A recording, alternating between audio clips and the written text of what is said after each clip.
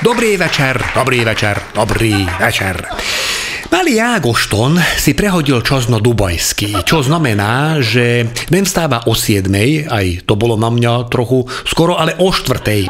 A je v takom nejakom čudnom medzistave medzi spánkom a nemspánkom, takže moc toho nahovorí, len vydáva taký zvuk, že čo v jeho reči znamená, že buď zajac, ryba, som hladný, alebo puso na dobrú noc. Tak úprimne je mi dosť jedno, že či mi o 4:00 v noci ide rozprávať o rybke alebo o zajacovi, ale dosť je rozdiel, že či chce jesť alebo spať.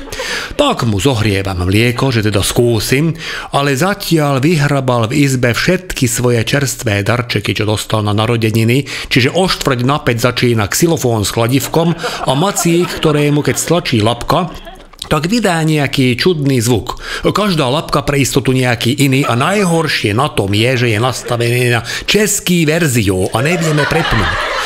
Nasypal som sunár do teplej vody a snažím hrkať flaškom, ako miešam do rytmu pesničky Ja sem medvídek, mám rád medíček a Ágoston snaží trafiť kladivkom na xylofóne tie správne noty, ale netrafil ani jednu a navyše je úplne mimo rytmu.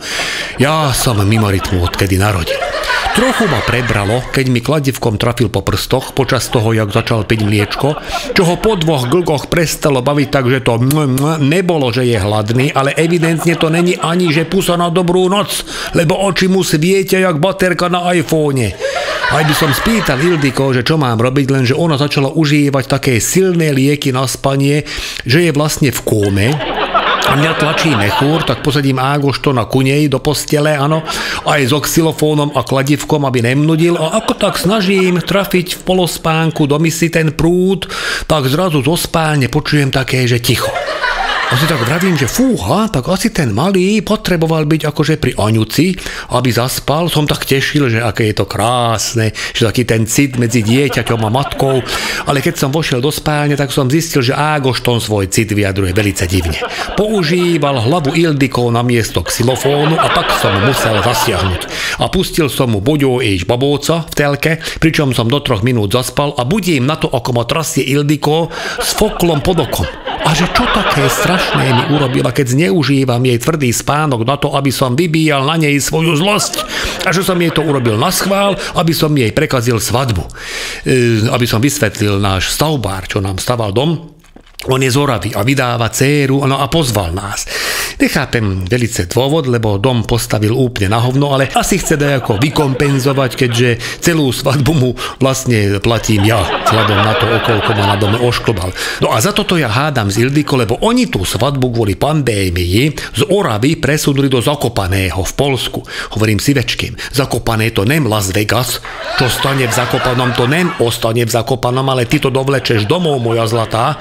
To len tak volá, že Zakopané, ale vírus tam nezakopeš, na 100% tam nakazíme, ale ona nedala povedať. Ja som vyhlásil, že nech ide sama, ale že bez negatívneho testu na COVID, že ju domov nepustím. Tak, máme teraz tichý domácnosť, tak tichý, akože tak Macko furt vykrikuje milujete a chcete obejmout a že nemám byť líný, čo teda fakt neviem, že čo znamená a malý Ágoston kladivkom udiera do všetkého, čo mu príde pod ruky, nakoľko xylofón som rituálne vyhodil do zmesového odpadu.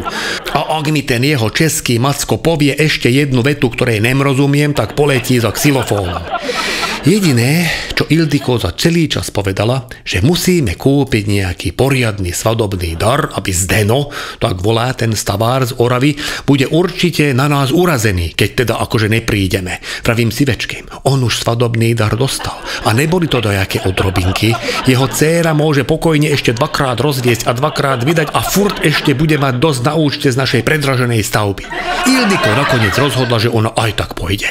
Ale pán Božko, alebo pán Karma, aby som nikoho ako si nediskriminoval náboženský, zasiahol.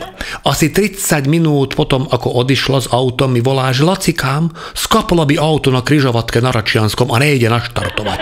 Tak pýtam, či velice blokuje dopravu a ona mi vynadá, že ja vždycky zaujímam o všetko ostatné, len nem o ňu. Ale nakoniec z nej vypadlo, že je na boku vytlačená a že velice galantní vodiči jej pomohli. Hovorím, dobre, daj blikačky a vestu, ja som na ceste.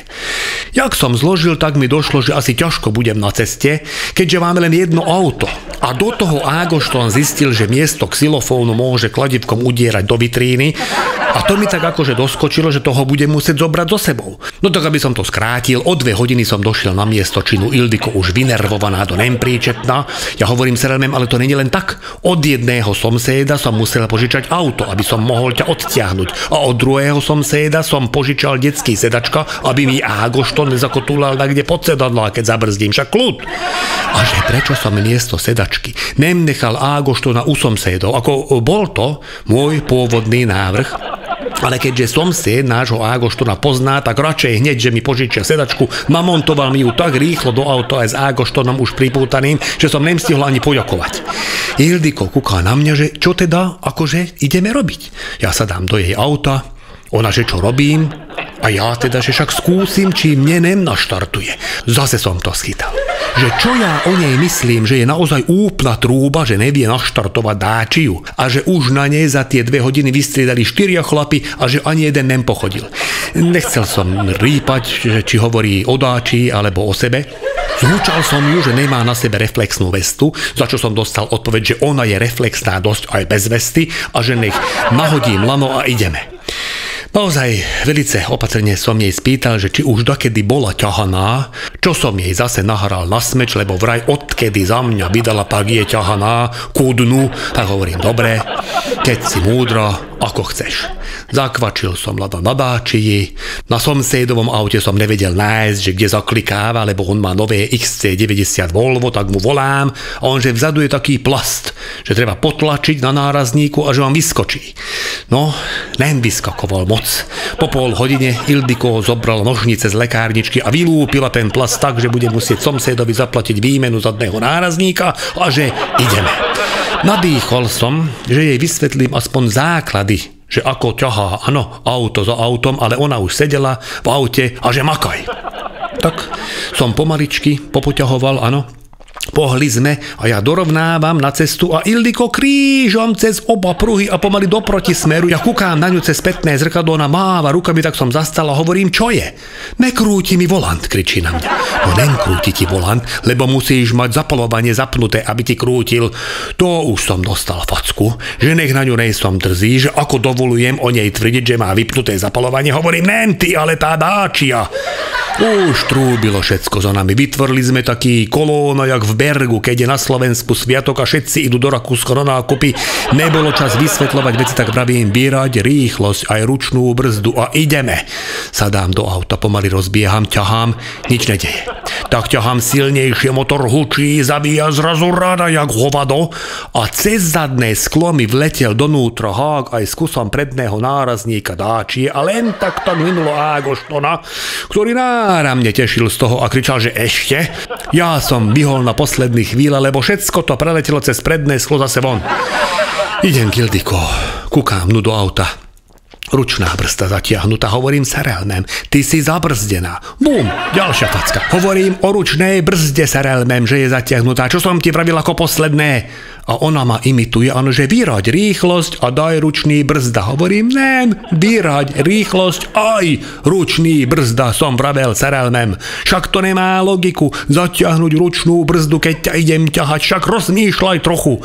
Bum, do tretice. Tak sme dáčiu odtlačili zase nazad na chodník.